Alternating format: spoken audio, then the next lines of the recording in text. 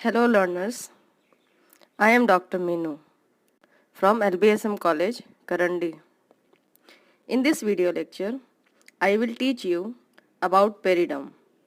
So let's start. Continuous secondary growth of vascular cylinder in many older roots and stems exert a pressure which result stretching and rupturing of epidermis, cortex and other tissues outside the secondary phloem. जब secondary growth होता है किसी भी vascular plants में तो उसमें growth in thickness होता है, यानी उसके girth में बढ़ोतरी होती है और उसकी मोटाई में बढ़ोतरी होती है, जिसकी वजह से जो आउटरमोस्ट जो पेरिफेरल टिश्यूज़ हैं, एपिडर्मिस, कॉर्टेक्स और जो हाइपोडर्मल रीजन है, मतलब सेकेंडरी फ्लोएम के बाहर वाले रीजन, पेरिफेरल रीजन में जो भी टिश्यूज़ होंगे उस पर प्रेशर एक्सर्ट होता है. To avoid such breaking of external tissues. अब प्रेशर एक्सर्ट होने से क्या होगा, वो टिश्यूज टूट जाएंगे, ब्रेक हो जाएगा उनमें. तो उस ब्रेक को प्रिवेंट करने के लिए या अवॉइड करने के लिए the plant organ develop a secondary protective covering by replacing epidermis and other external tissues. अब उस ब्रेकेज से बचाने के लिए जो प्लांट ऑर्गन है वो सेकेंडरी प्रोटेक्टिव कवरिंग एक तरीके का डेवलप करते हैं और इसमें वो एपिडर्मिस को भी रिप्लेस कर सकते हैं और जो भी डैमेज टिश्यूज हैं उसे रिप्लेस करते हैं. The protective secondary tissues consisting of cork cambium and secondary cortex formed by the activity of secondary lateral meristem or the cork cambium is called peridome. अब अगर बात करें तो ये जो प्रोटेक्टिव टिश्यूज हैं वो कैसे फॉर्म होते हैं, तो वो सेकेंडरी लैटरल मेरिस्टम क्या होता है, ऐसे मेरिस्टेमेटिक सेल्स जो कि किनारे पेरिफेरल रीजन की तरफ में टिश्यू को ग्रो कराते हैं और वो सेकेंडरी इन ओरिजिन होते हैं, मतलब प्राइमरी मेरिस्टम से नहीं ओरिजिनेट हो, प्राइमरी मेरिस्टम से ये सेकेंडरी मेरिस्टम और या लैटरल मेरिस्टम, हम लोगों ने मेरिस्टम के टाइप्स में पढ़ा था लैटरल मेरिस्टम के बारे में, और इससे सेकेंडरी ग्रोथ होता है. तो जिस लैटरल मेरिस्टम से सेकेंडरी ग्रोथ के रिजल्ट में जो टिश्यूज़ बनते हैं उन्हें सेकेंडरी टिश्यूज़ कहते हैं. और ये जो पेरिडर्म है, पेरिडर्म लेयर, ये सेकेंडरी टिश्यूज़ है जो सेकेंडरी लैटरल मेरिस्टम के एक्टिविटी से फॉर्म होता है. अब हम बात करते हैं स्ट्रक्चर ऑफ पेरिडर्म की. The periderm consist of following 3 parts: phellogen और cork cambium, phellem the cork and phelloderm the secondary cortex. ये 3 लेयर से मिलके पूरा जो पेरिडर्म होता है उसका स्ट्रक्चर फॉर्म होता है, यानी ये तीनों से मिलकर करके पेरिडर्म का निर्माण होता है. अब जो सबसे फर्स्ट जिस लेयर के बारे में हम लोग पढ़ रहे हैं वो है फेलोजेन. अब इसका पोजीशन तो सबसे ऊपर नहीं होता है, इसका पोजीशन होता है सबसे सेंटर मोस्ट रीजन में, जिसे हम लोग कहते हैं फेलोजेन. जेन मीन्स जेनरेट कराने वाला. तो जितने भी इसके पेरिडर्म के जो लेयर होंगे वो फेलोजेन से ग्रो करेंगे. मतलब जो फेलोजेन लेयर होगा वो कैसा होगा, वो मेरिस्टेमेटिक इन एक्टिविटी, वो मेरिस्टेमेटिक लेयर होगा जो बाद में अपने मेरिस्टेमेटिक एक्टिविटी से फेलम लेयर यानी कॉर्क लेयर को डेवलप कराएगा और सेकेंडरी कॉर्टेक्स यानी फेलोडर्म लेयर जो होता है इसको डेवलप कराएगा. अब हम लोग इसके बाद के स्लाइड्स में इन सभी की अलग अलग विशेषताओं को पढ़ेंगे. अब अगर हम लोग फेलोजेन लेयर यानी कॉर्क कैम्बियम के स्ट्रक्चर एंड ओरिजिन की बात करें तो जो फेलोजेन लेयर है वो ओरिजिनेट कैसे होता है. The phellogen is the secondary meristem. अब फेलोजेन क्या है, ये सेकेंडरी मेरिस्टम है क्योंकि ये सेकेंडरी लैटरल मेरिस्टम से ओरिजिनेट होता है. That arises from the living permanent cells the place of the origin varies in different plants. अब ये जो है सेकेंडरी लैटरल मेरिस्टम से फेलोजेन लेयर ओरिजिनेट होता है और ये लिविंग प्रोटो परमानेंट सेल्स होते हैं इसके ओरिजिन के सोर्स। अब अगर अलग अलग प्लांट स्पीशीज की बात करें तो ये अलग अलग प्लांट्स में अलग अलग प्लेस से और इसका प्लेस ऑफ ओरिजिन चेंज होता है हर एक प्लांट के अकॉर्डिंग। अब कुछ प्लांट्स में ये एपिडर्मल सेल से ओरिजिनेट होता है, जैसे phellogen originates in the epidermal cells. किस किस प्लांट्स में ओरिजिनेट होगा? पायरस और नेरियम में। अब पायरस और नेरियम जो है उसमें हम लोग एपिडर्मल लेयर के जो बिलो, जो just below the epidermis layer के जो सेल्स होते हैं, इस डायग्राम में हम उसे देख सकते हैं। ये एपिडर्मल लेयर है ऊपर का, ये एपिडर्मल लेयर, उसके जस्ट नीचे वाले लेयर में यहाँ हम लोग सेल डिवीजन, यहाँ सेल डिवीजन देख सकते हैं। यहाँ 2-3 सेल्स में डिवीजन दिखाया गया है जस्ट एपिडर्मिस के नीचे। और यहाँ डेवलपमेंट ऑफ कॉर्क कैम्बियम देख सकते हैं। इस तरीके से बहुत सारे लेयर्स फॉर्म हो रहे हैं और इन्हीं लेयर से मिलके जो फेलोजेन लेयर है ये बनता है। तो पायरस और नेरियम में ये एपिडर्मल सेल्स के बिलो सेल्स में बनता है और प्रूनस में भी ये originates below the epidermal. Prunus में भी ये जस्ट एपिडर्मिस के बिलो सेल से ही ये ओरिजिनेट होता है। It may arise from the second और थर्ड लेयर ऑफ कॉर्टेक्स। किसी किसी प्लांट्स में ये कॉर्टेक्स के सेकेंड या थर्ड लेयर से ओरिजिनेट हो सकता है। ऐसे कुछ एग्जाम्पल्स हम बोरेविया, मिराबिलिस और बोगनवेलिया में देख सकते हैं। और कॉर्टिकल रीजन्स के जो भी सेल्स होते हैं उसके मिडिल सेल से अराइज होगा। It may arise from the inner layer of cortex और from phloem. It is encountered at Vitis vinifera. अब कुछ अंगूर की प्रजाति में, अंगूर के प्लांट्स में हम लोग देखते हैं कि जो फेलोजेन लेयर है वो इनर लेयर ऑफ कॉर्टेक्स या फ्लोएम के लेयर से भी ये डेवलप होता है। और कुछ डाइकॉट रूट्स में हम इसे देख सकते हैं कि ये पेरिसाइकिल लेयर से भी ओरिजिनेट हो सकता है। यहाँ इस डायग्राम में हम देख सकते हैं कि ये पेरिसाइकिल लेयर है, ये एंडोडर्मिस लेयर, उसके नीचे ये पेरिसाइकिल लेयर है जो कि डिवाइड हो रहा है और डिवाइड होने के बाद में फेलोजेन का प्रोडक्शन कराएगा। अब ये फेलोजेन के टिश्यूज जो होते हैं वो सिंगल लेयर्ड होते हैं, जहाँ भी ये रहेंगे वो सिंगल लेयर में रहेंगे और आगे ये मेरिस्टेमेटिक एक्टिविटी से फेलम और जो कॉर्टिकल कॉर्क होता है या कॉर्क सेल्स का ओरिजिनेट करवाते हैं। अब बात करते हैं स्ट्रक्चर ऑफ फेलोजेन लेयर की। अब ये phellogen layer, the cells of the phellogen are almost rectangular and radially flattened. इसमें जो सेल्स होते हैं वो फ्लैटेंड होंगे या फिर रेक्टेंगुलर होंगे। They are thin walled, vacuolated and living with granular content. ये सभी लिविंग सेल्स होंगे, मेरिस्टेमेटिक है तो लिविंग ही होंगे और वैक्यूलेटेड होंगे। They divide by periclinal division to give rise cells of cork, that is phellum, and on outer side and phylloderm, parenchymatous secondary cortex towards the inner side। अब यहाँ इस diagram में हम लोग देख सकते हैं कि ये जो फेलोजेन लेयर है यहाँ बीच में है, ये फेलोजेन लेयर है और फेलोजेन लेयर के एक्टिविटी से ये कॉर्क सेल्स का फॉर्मेशन हो रहा है और ऊपर की तरफ और नीचे की तरफ जो सेकेंडरी कॉर्टेक्स है उसका फॉर्मेशन हो रहा है और या फेलोडर्म लेयर का फॉर्मेशन हो रहा है। यहाँ हम लोग पूरे मैच्योर्ड तीनों लेयर्स को अच्छे तरीके से देख सकते हैं। The phellogen always remains single layered, sometimes it divide by anticlinal division in order to increase in the circumference.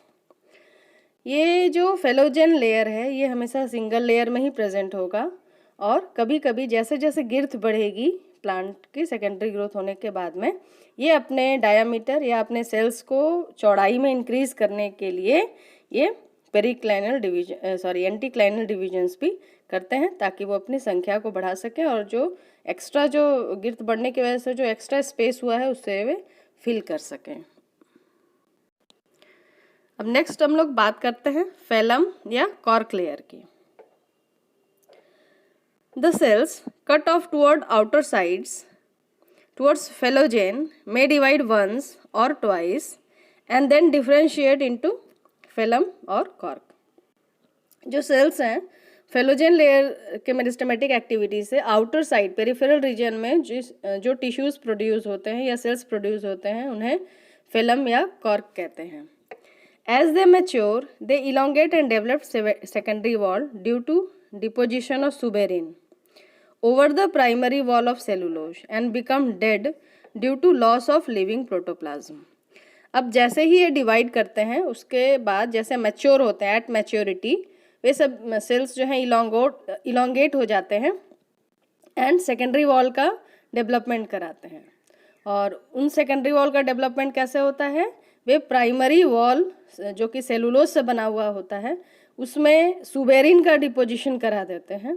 और सुबेरिन एक नॉन लिविंग सब्सटेंस है जिसकी वजह से वॉल जो है वो अनपरमिएबल हो जाता है वाटर और बहुत सारे मिनरल्स के लिए, जिसकी वजह से वो सेल्स जो है वो डेड हो जाते हैं और उनका लिविंग प्रोटोप्लाज्म जो है वो सारा लॉस्ट हो जाता है।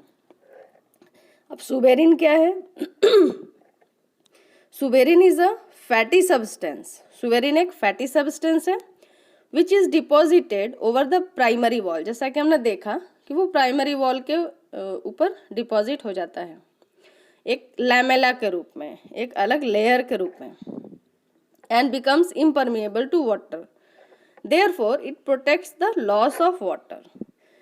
और इसमें क्या होता है कि वो लेयर, वो जो वॉल जो डेड हो जाता है वो अदर जो लिविंग सेल्स हैं या प्लांट से वाटर के लॉस को प्रोटेक्ट करता है। The lamina of the cork cell usually contains resins and tannins, which gives brown or yellow color to the cell wall। अब जो ल्यूमिना होता है कॉर्क सेल के पास में उसमें रेजिन और टेनिन्स भी फिल्ड रहते हैं, जिसकी वजह से रेजिन और टेनिन्स की वजह से जो वॉल है वो ब्राउन या येलो कलर के होते हैं। The cells of cork are compactly arranged in radial rows, acts as watertight compartments। अब कॉर्क के जो सेल्स होते हैं वो चारों तरफ से जो आउटर लेयर है एपिडर्मिस के नीचे पूरा वहाँ अरेंज होते हैं और वो वाटर टाइट कंपार्टमेंट्स के जैसा काम करते हैं। Sometimes few cells of the cork remain unsuberized and form a sheet like structure which after peel off in the form of thin paper sheets known as भोजपत्रा।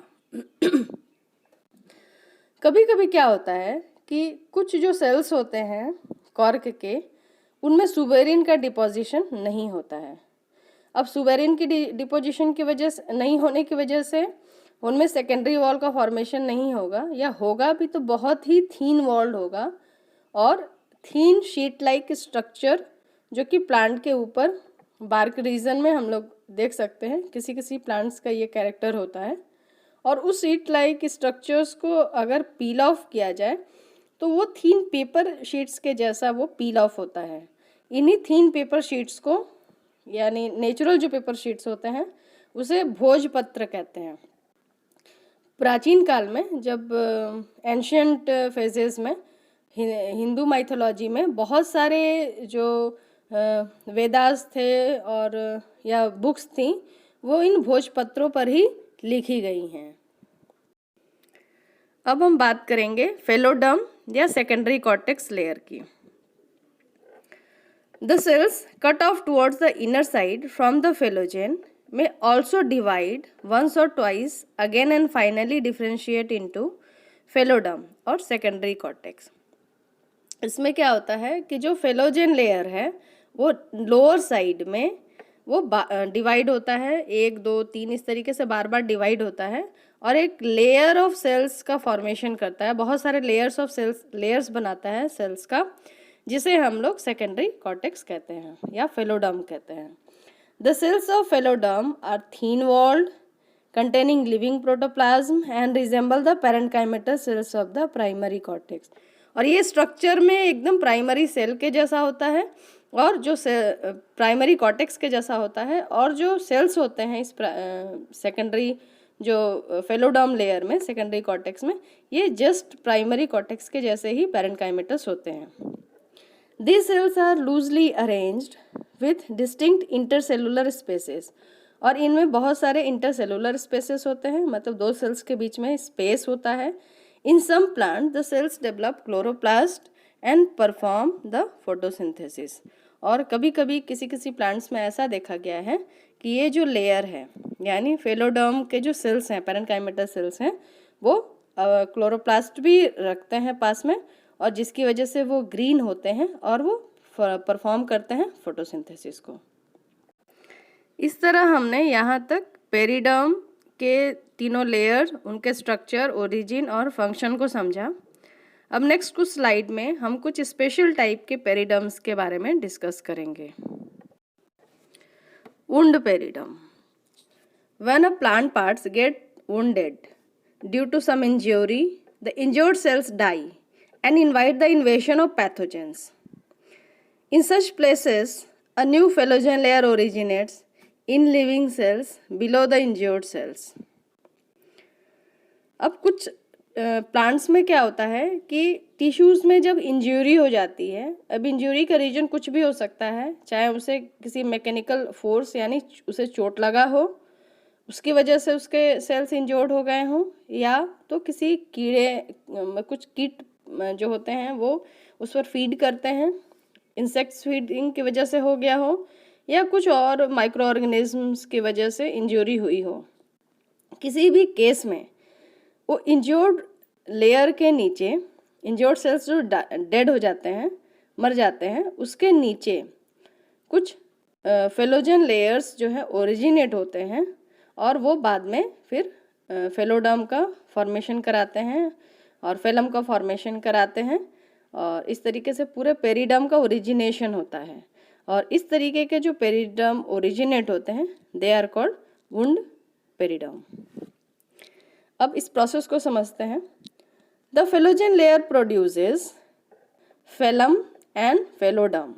जैसा हमने पेरिडर्म के structure में देखा और उसके ओरिजिनेशन में, सबसे पहले जो भी वुंडेड एरिया होगा, वहाँ के जो डेड सेल्स होंगे, उसके नीचे सबसे पहला मेरिस्टेमेटिक, कुछ सेल्स जो है अपने मेरिस्टेमेटिक एक्टिविटीज़ को अटेन कर लेंगे, और वो पहला जो लेयर बनेगा that is called wound phellogen और वुंड कैम्बियम.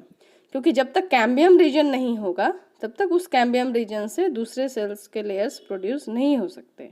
अब ये जो वुंड कैम्बियम है या वुंड फेलोजेन है, ये सबसे पहले ऊपर की तरफ में प्रोड्यूस करेगा फेलम लेयर, और नीचे की तरफ फेलोडर्म लेयर, जिसे हम लोग वुंड फेलम या वुंड फेलोडर्म कहते हैं. It forms the wound periderm and heels the wound. इस तरीके से पूरा वुंड पेरिडर्म का फॉर्मेशन होगा, और जो वुंडेड एरिया है, जो वहाँ पर टिश्यूज़ डैमेज हुए हैं, उसको रिप्लेस किया जाएगा.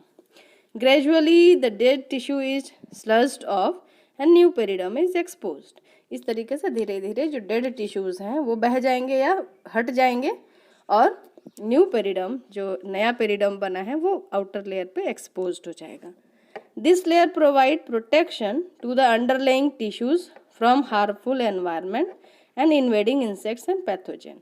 इस तरीके से ये जो पेरिडर्म लेयर है, वुंड पेरिडर्म लेयर, ये प्रोवाइड करता है प्रोटेक्शन. किसको प्रोवाइड करेगा? उस below the wound periderm layer के जो नीचे में जो टिश्यूज़ हैं, उनको वो हार्मफुल एनवायरमेंटल इफेक्ट और इन्वेडिंग इंसेक्ट्स एंड पैथोजन से ये बचाएगा. वैसे इंसेक्ट और पैथोजन जो कि प्लांट को पर अटैक करते हैं फॉर फीडिंग पर्पस और इन्फेक्ट देम, उनसे ये जो पेरिडर्म है, वुंड पेरिडर्म, उसे प्रोटेक्ट करेगा प्लांट्स को.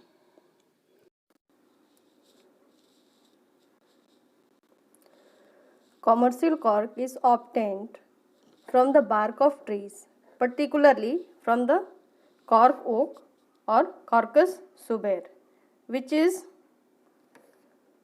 a plant of family Fagaceae. In this tree, the first cork cambium develop below the epidermis and remain active indefinitely.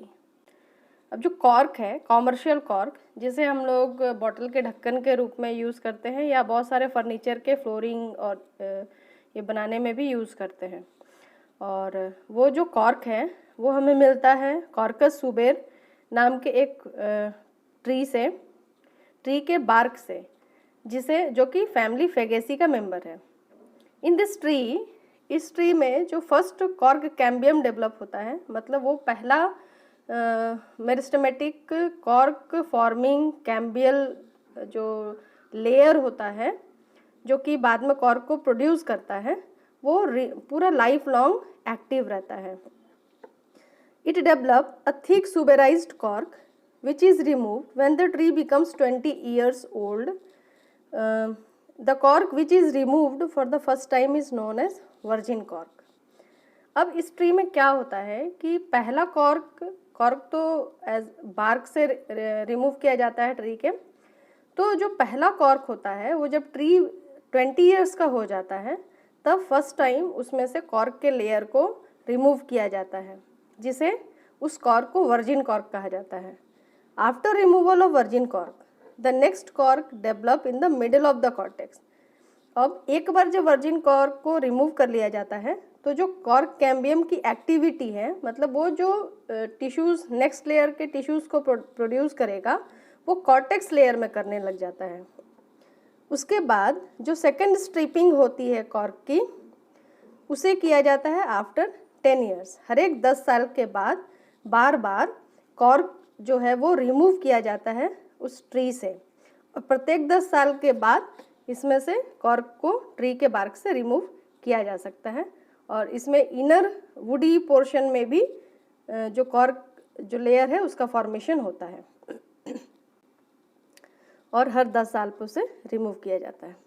The cork cells are compactly arrange. अब अगर cork cell के कुछ special properties की बात करें तो वो कम्पैक्टली अरेंज सेल्स होते हैं जिनमें सेल वॉल होता है जो कि सुबेरिन नाम के सब्सटेंस से कोटेड होता है। जैसे कि हमने सुबेरिन के पहले भी प्रॉपर्टीज़ को पढ़ा कि वे हाइड्रोफोबिक होते हैं, मतलब लिपिड वाले सब्सटेंस हैं, और लिपिड लविंग है, तो ये वाटर रेसिस्टेंट करेंगे। अच्छा, इसके अलावे इसमें जो सेल्स होते हैं वो फिल्ड विथ एयर, उसमें बहुत सारे एयर स्पेसेस होते हैं, और एयर स्पेस होने की वजह से वो वेट में लाइट होता है, मतलब light in weight, resistant to the pressure and possess, उसमें थर्मल इंसुलेटिंग क्वालिटीज़ होती है। उसके अलावा वे साउंड को एब्जॉर्ब कर सकते हैं, वाइब्रेशन को एब्जॉर्ब कर सकते हैं, और एसिड रेसिस्टेंस भी प्रोवाइड करते हैं, एंड अदर केमिकल्स के रेसिस्टेंस को भी प्रोवाइड करते हैं। इतने ज़्यादा बहुत सारे जो प्रॉपर्टीज़ हैं कॉर्क की वजह से, वो इस कॉर्क सेल को यूज़ करने लायक कॉमर्शियली लायबल बनाती है, ताकि हम उसे वेरियस प्रोडक्ट्स में यूज़ कर सकें। अब बात करते हैं लेंटिसेल की। Lenticel is the chief aerating structure that occurs as a raised corky spot in the periderm.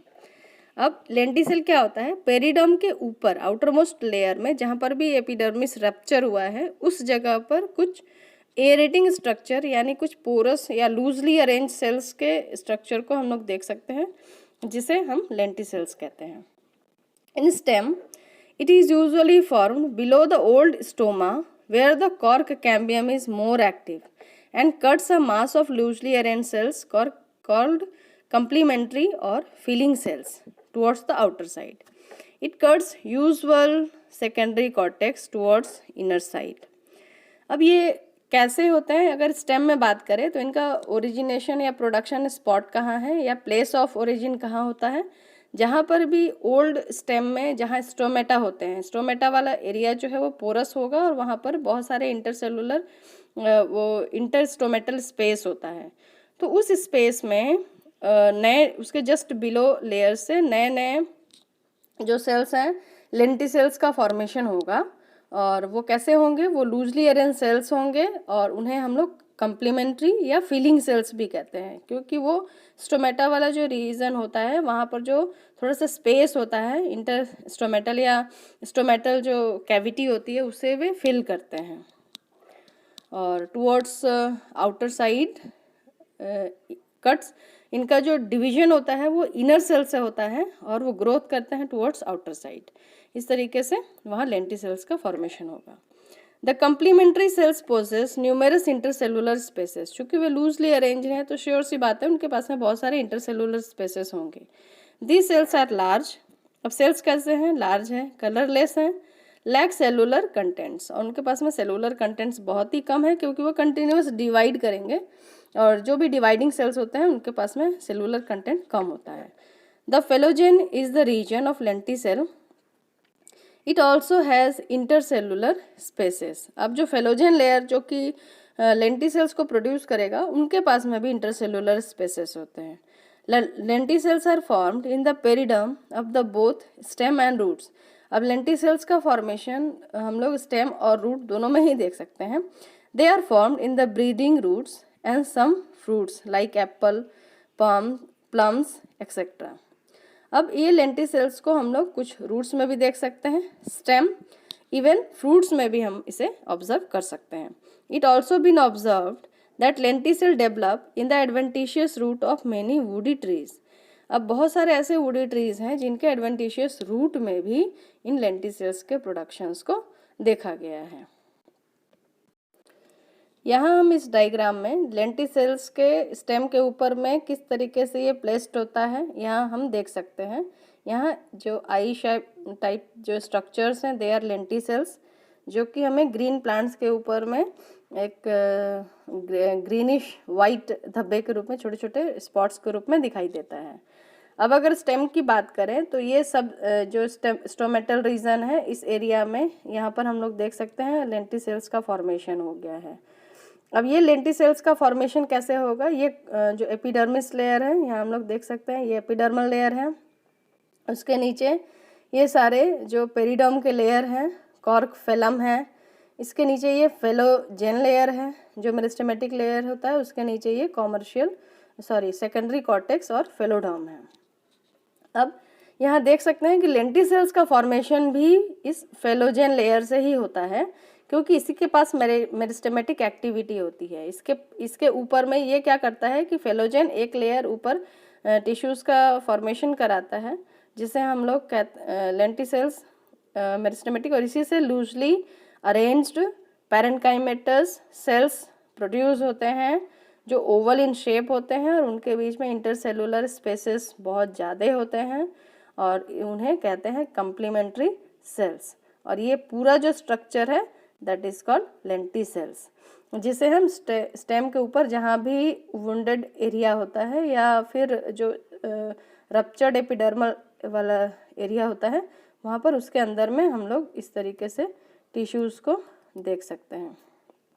इस तरीके से टिश्यूज़ को वहाँ देख सकते हैं। ये लेंटिसेल्स हमें वहाँ ऑब्जर्व कर सकते हैं उस रीजन में।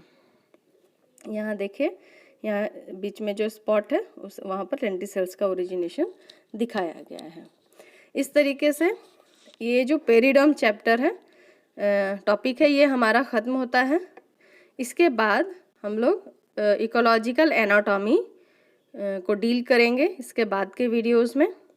इस वीडियो को देखने के लिए और अपना प्रीशियस टाइम देने के लिए बहुत बहुत धन्यवाद। Thank you.